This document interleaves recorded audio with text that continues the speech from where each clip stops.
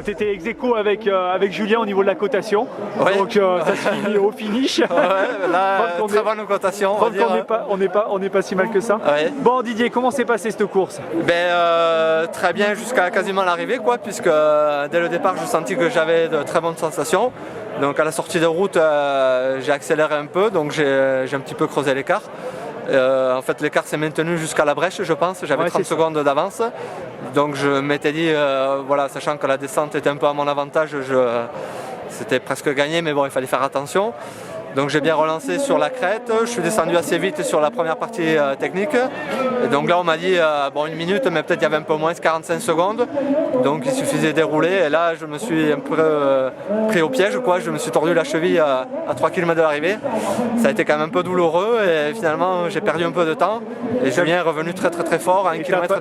Et t'as pas pu t'accrocher? Non, dans les virages et tout j'avais encore un peu mal.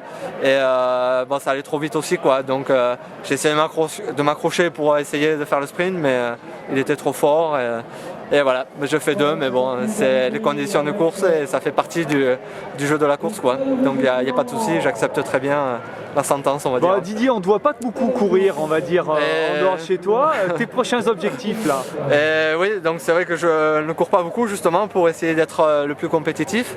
Et cette année, en fait, j'ai eu la chance de trouver un sponsor, en l'occurrence la marque Arterix, qui va me parrainer pour participer au classement général de la Coupe du Monde de Skyrunning. Donc voilà, le 10 juin, je vais faire une épreuve de vertical race en Grèce.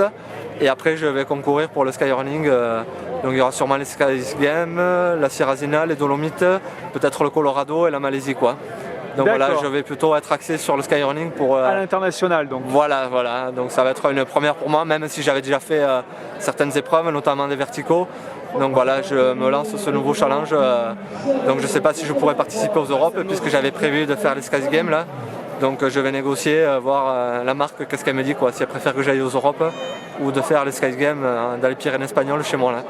Que penses-tu aujourd'hui de l'engouement un petit peu, la course de montagne? C'est justice par rapport un petit peu au trail? On voit que ça revient un peu plus. Aujourd'hui, il y a une bonne densité de coureurs. Oui, donc bon, c'est vrai, il y a toujours cet éternel débat entre le trail et course en montagne.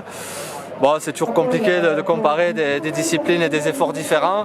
Bon, c'est vrai que la majorité des marques investissent beaucoup dans le trail et quasiment peu dans la montagne, puisque moi-même jusqu'à présent je n'avais aucun contrat, quoi.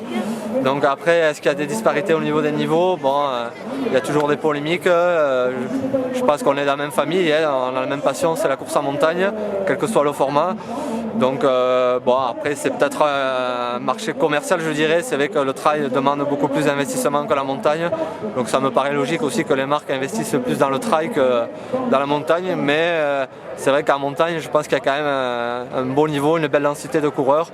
Et donc c'est dommage que pas tout le monde ne participe pas, je dirais, à un championnat de France par exemple de montagne, quoi. Donc voilà. Donc on parle de trail, est-ce que ça titille un petit peu d'aller un petit peu sur le trail? Disons que moi je suis plutôt montagne, alors je vais me lancer sur du long un peu là, puisque je risque de faire le marathon des Sky Games et la Sierra Zina et sûrement le Colorado, c'est un marathon aussi. Donc forcément je vais commencer à me préparer pour aller sur du format un peu plus long. Donc je vais voir ce que ça peut donner à ce niveau-là. Et après, pourquoi pas, peut-être en faire un ou deux, mais je resterai quand même axé sur la montagne, quoi. Et je suis quand même, donc je cours pas beaucoup déjà, donc il ne faut pas que je me disperse de trop. Mais pourquoi pas, si j'ai peut-être une opportunité. C'est vrai qu'actuellement il y a beaucoup de médiatisation sur le trail. Donc à voir, peut-être un jour je viendrai dans les Alpes en faire un, parce que ça me plaît aussi, quoi. Mais dans ma tête, je suis pas prêt pour l'instant à faire trop de long et à trop courir aussi, quoi. Ok Didier, écoute, on va suivre ça. D'accord.